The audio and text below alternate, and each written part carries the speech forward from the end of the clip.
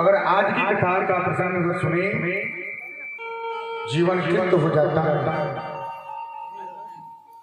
कहा जाता है शास्त्र में जो अगर गर्भ से स्त्री है कथा सुनने से ही जो जन्मा जो बालक होगा जो पुत्री जो पुत्र होता है उसकी बल बुद्धि विवेक बहुत ही तीव्र होता है। आज दिव्य कथा जो भागवत भगवान जी का श्रवण करके कैसे जन कल्याण किए,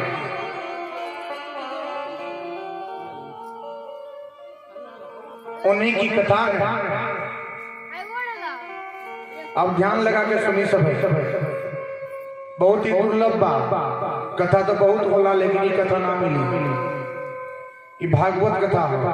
ये भागवत कथा के रउआ समझ के भाषा में समझाए तब समझ में आई। एक भाव से लिया जाला, एक प्रेम से लिया जाला। भागवत कथा का हो एक बारे में जानी सब जो मन के भावे जो हर पाप के धोए वो भागवत कथा। अके के जन्म होता अके सुन ले बा कहां से सुन ले बा ये ते में प्रसंग बा लेकिन प्रेम से सुन ले तब एक भाव के अर्थ नहीं तो आइल कोई गई आपे बुलाओ तेरी पत्नी बुलावतिया खाना बन गई बा जब नहीं खाए अगर इस तरह कोई नहीं तो कथा समझ में ना आए तो ध्यान से सुन ले तब जाके होई नहीं तो मन में ना समाये बुझनी सब है। तो खूब प्रेम से ध्यान लगा के कथा सुनी सब है।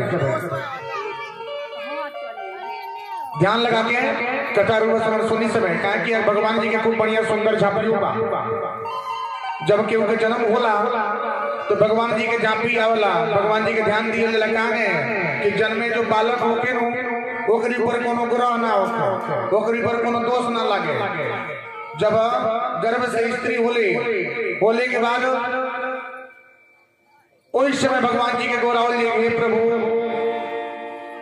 जो जन्म लेता उसके जीवन कल्याण होके पूरा परिवार कुशल होके वही के कथा हो जे संसार कल्याण के लिए जन्म होता वो के हो।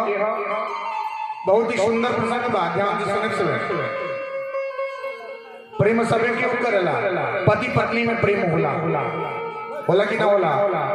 प्रेम एक ऐसा शब्द हो जो कि प्रेम अगर सजावल जाए तो प्रेम ऐसा शब्द कहीं मिले नहीं। अब प्रेम किनले से ना मिली प्रेम बाजार में ना मिलेला। प्रेम सब्जी बाजारी नहीं हो प्रेम मन से होला और सच्चा प्रेम भगवान से मन से ही उत्पन्न होला। जेकरी मन में अगर प्रेम बा भगवान के प्रति समझे उनके जीवन कल्याण बा। जब प्रेमे नहीं के तो भाव कहाँ बा।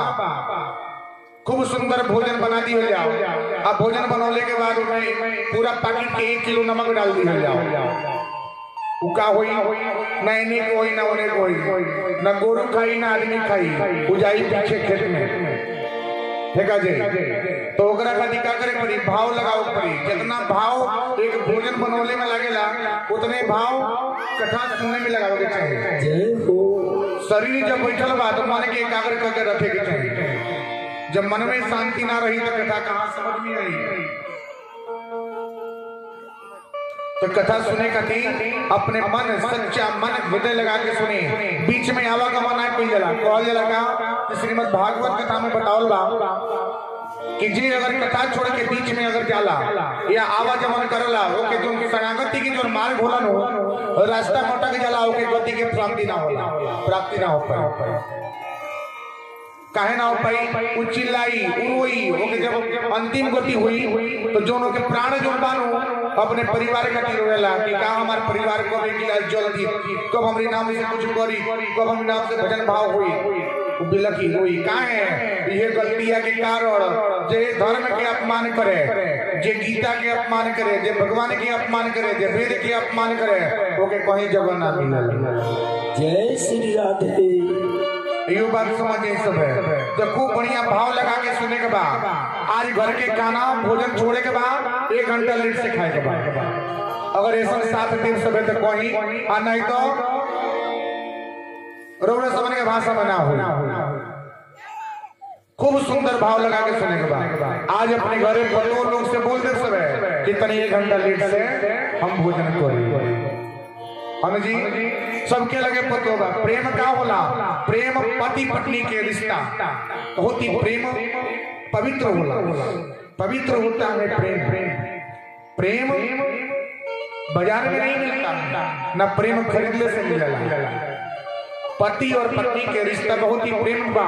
वही रिश्ता भगवान शंकर जी और पार्वती से ही मिलता। अब सुनी सब है वही प्रेम। आप सबके विवाह होला तो मंडप पे बैठावल जाला तो ये देव विवाह होला। भगवान के साक्षी मानल जाई, 10 लोग गवाह हो जाई, बाराती चल जाई, भगवान के वेद मंत्र उच्चारण होई। ओकरी बाद के आचार्य रही बैठ के बियाह कराई, शादी कराई और वही का जोनी के वेद को हता जोनी के वेद पुराना बा वही के तरह निभावे के बा। बच्चन दिए ले हां हां ठीक बा दियल जाला और इस तरह। अब देखिए भगवान शंकर जी और पार्वती जी की ये कथा चलता। वो कथा के नाम का अमर कथा। बहनी सब है अमर कथा। ये अमर कथा वो कथा कि सुन लेने से जीवन कल्याण होला। एक सुन लेने से ही जीवन कृत हो जाला।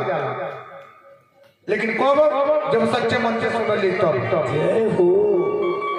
और जब सच्चा मन ना रही तो पूरा कथा खत्म हो जाए फिर भी समझ में ना आई। तो ऐसा से कोई नहीं है घरे कोई नहीं खाना कहीं छुट्टी गई नहीं बुला गई नहीं बीने का हुई पता ना चल जाए। चलो तो इन महाराज जी बताए देखल ले जोन हुई तो ऐसा ना हुई। जौन जोनी सब है ओके मंथन चिंतन करी सब है कि आज हम क्या सुनी तब जाके कथा के परिपूर्ण फल मिलेला। भागवत का हो भागवत के मतलब भइल शरणागति के मार्ग यानी पाप के प्रायश्चित।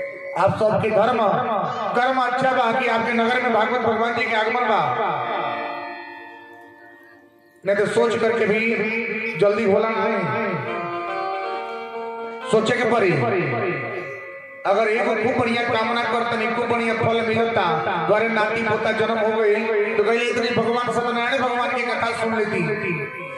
का करी पैसे नहीं के हो पाओ बड़ा कामना केले बनी एगो कथा सुने खातिर लेकिन पैसे नहीं के हो पाओ।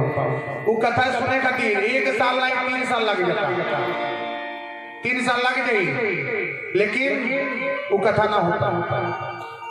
तो सोची भागवत सुनने में कितना बा तो आप सबके सुनने के बा कैसे खाली भाव से और सुन लेने से अगर एक आदमी के भाव लगोले से पूरा नगर के कल्याण हो जाओ तो उसे बढ़िया फल दूसरा कुछ ना होगा। तो सोची से भाई सुंदर भाव हो ये भाव लगा के कथा अगर सुनल जाई तब जाके के परिपूर्ण फल मिलेगा। बनी सब है तो खूब सुंदर भाव लगाई सब भावे से भोजन भावे से भजन भाव से भोजन भाव से भजन भावे से भोजन भावे से भजन भाव से भजन भाव से भजन जाके मिली हरि कृपा कर जाते तब जाके मिली हरि कृपा कर जाते। बढ़िया आटा बांध दिया मिल बा और रोटी बनाने ढंग नहीं है तो आटा के कोनो महत्व नहीं है ना। आटा के कोनो महत्व नहीं है वो आटा के तबे महत्व बा जब सुंदर सुंदर रोटी बनी। जब 2-4 आदमी परिवार के सदस्य जब ग्रहण करी तब बुझाई कि हम मेहनत कैले बानी आ कितनो मेहनत कैले होगी खाना खराब हो जाओ भोजन आपके बनावल बेकार हो जाओ कैले का कि आज कोनो गड़बड़ हो गई बा आही दादा अब तो बड़ा गड़बड़ बा हमारे गार्जियन ने का करी हो खैन के ना खैन नहीं खाना जाई पीछे फेंका जाए इतना डर बा। तो कैसे डर ना रही जब प्रेम भाव लगावल तो हर चीज अच्छा होला। जब यहाँ प्रेम ना रही वहाँ कुछ अच्छा ना हो ना तो वही तरह तो जहाँ प्रेम बा वही भगवान जी के आगमन बा। इ नगर में भगवान जी के आगमन बा इ केकरी कृपा से। प्रभु आपकी कृपा से मेरा काम हो रहा है। प्रभु आपकी कृपा से सब काम हो रहा है। आपकी कृपा से मेरा काम हो रहा है। प्रभु आपकी कृपा से मेरा काम हो रहा भगवान जी के है। कहने से सब कुछ बोला। भगवान जी के कहने से आप तो एक आधार बने एक सोचे बनी का बढ़िया सुंदर सजा दिले बनी सब कुछ खेले बनी अगर भगवान जी के अगर आस नहीं के कि कोनो कार्य संभव ना हो ना होई तो का है अगर खूब बढ़िया जग ना नहीं हो खूब बढ़िया जग होता तो का करी सबके मानी अपन हित नाथ जे बाप के चिंता होके आपके बहनोई आपके फूफा आपके मामा आपके चाचा आपके चाची जे क्यों होके सबके मानी लेकिन मालिक के लिए बनाई कृष्ण कन्हैया के बना ली। हे प्रभु सब कुछ अधूरे भरोसे पा हमारे कुछ ना हो हम तो बस एक ढाल बने और अउरे कहिए से कल्याण होई आ जितना लोग आई बा ई का बा बस का बा ई अपन साथी बा लेकिन पहले तो करे खातिर अउरे वही तरह भगवान शंकर जी और पार्वती जी के प्रेम बाई जाए। अब बुझी सब भगवान शंकर जी पार्वती जी कितना प्रेम बा और प्रेम में अब तीसरा के परिवेश होता वो के हो तीसरा के हो पति पत्नी के रिश्ता तबे टूटेला जब मैं तीसरा के परिवेश होला। जब तीसरे के उपस्थित हूँ जब दोनों रिश्ता में जब तीसरे के आ जाई तब जाके वो रिश्ता में विज्ञापन हो जाएगी। का होई पत्नी कहे लेकिन ना तू अच्छा नहीं कहो तू ज्यादा कमाला नहीं ना हमके माने ला ना सम्मान करला तू कहीं लायक नहीं कहो पति कही कि ना जा जा जा करिए हम बहुत लोग बा झगड़ा विवाद होला और यही तरह करते करते पता चल के रिश्ता टूट जाला होता कि नहीं होला।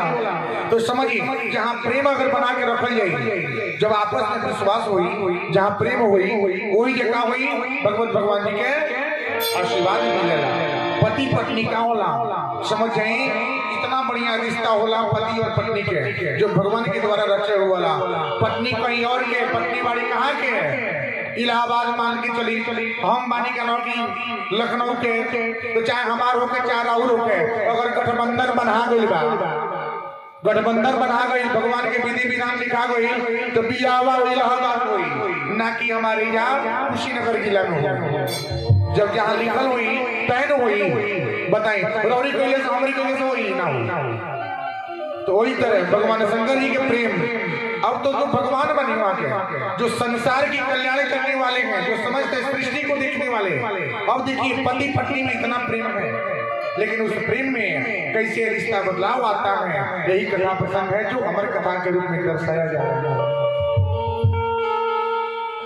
अभी काम हुई पार्वती जी बैठल बड़ी कहा अपने घर में अपने घर में खूब बढ़िया सोलह श्रृंगार करके बैठल बड़ी नारद जी के आगमन होता हो जा नारद जी जब आगमन भइल तो नारद जी कहले कि हे माता ई बताई रउरा अपने पति से कितना प्रेम करिले यानी कि भगवान जी से कितना प्रेम करिले।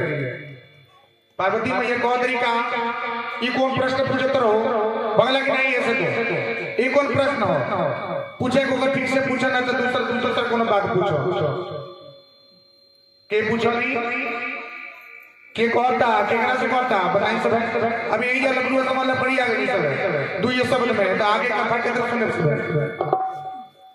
ई पार्वती जी नारद जी से कहते पार्वती जी नारद जी से कहली कहा कि जाओ यहाँ से कौन सा प्रश्न है तुम जाओ यहाँ से। नारद जी कहले का ए मैया हमके खाली इतना बताओ कि भगवान जी कितना प्रेम करें। पार्वती मैया बहुत तरीका बहुत प्रेम करी ले हमने में दो प्रेम का एक पूछी मत कितनों के टूटे आ चाहे कितनों के बीच में आए हमने के प्रेम टूटे लाना।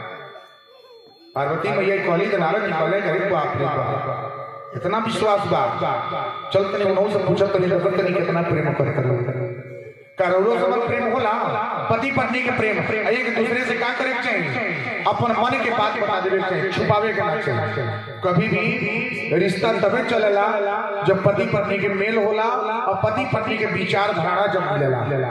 बड़ा भाग्य से ही रिश्ता होला। ध्यान से सुनी सब। नारद जी जाइले कहाँ ओया शंकर जी के लिए बैठी जहाँ भगवान शंकर जी बैठल बनी और बैठ करके ध्यान करत नहीं और कहत नहीं का बस वो नारद जी का प्रवेश भइल जाके आशीर्वाद मांगनी, प्रभु प्रणाम। नारद जी प्रणाम कहनी, भगवान शंकर जी के ध्यान टूटल और कहले का कि बोलो नारद क्या बात हो, कहीं कारण ही लाई हो, बताओ अब का भाई। अब कहना कि अभी बात ही बताओले कि भगवान जी पूछे तेरे नारद जी से और नारद जी कहले कि हे प्रभु एगो बात हमरा से बता दी। वो कहले का हाँ बोला कौन बात बोले एगो बात बताई रहुआ हमरा के, आज सच्चाई बता के रहे के बाद छुपावे के नहीं के। आज हम बोध के आई बनी का कि हम कुछ जाने। भगवान जी से पूछले कि नारद जी पूछते रहे कि बताइए पार्वती मैया से कितना प्रेम करी ले, सही सही बताए। भगवान जी हिल ले गोत्र का रे बाप रे बाप ई का तू पूछत रहो, बोले हाँ सही पूछत नहीं कि बताइए मैया से कितना प्रेम करी ले। भगवान जी बोले कि हम तो बहुत प्रेम करते हैं, उसका कोई सीमा नहीं है, बहुत प्रेम करते हैं हम लोग, बहुत प्रेम है, बहुत प्रेम का रिश्ता है, टूटता नहीं है। अब नारद जी के मन में बात आ गई, कहले कि अगर पार्वती मैया से पूछी तो अब पार्वती मैया से पूछी कि रौरा कितना करी लो तो पहले से पूछ ले ये बताइए रौरा सब के पति पत्नी के प्रेम होला कि ना होला, विचार मिलेला। विचार अगर ना मिले कोई हम बताओ तो क्या करेगा। अगर विचार मिले बात मिले बना दो उठा दिया जाओ जाती है।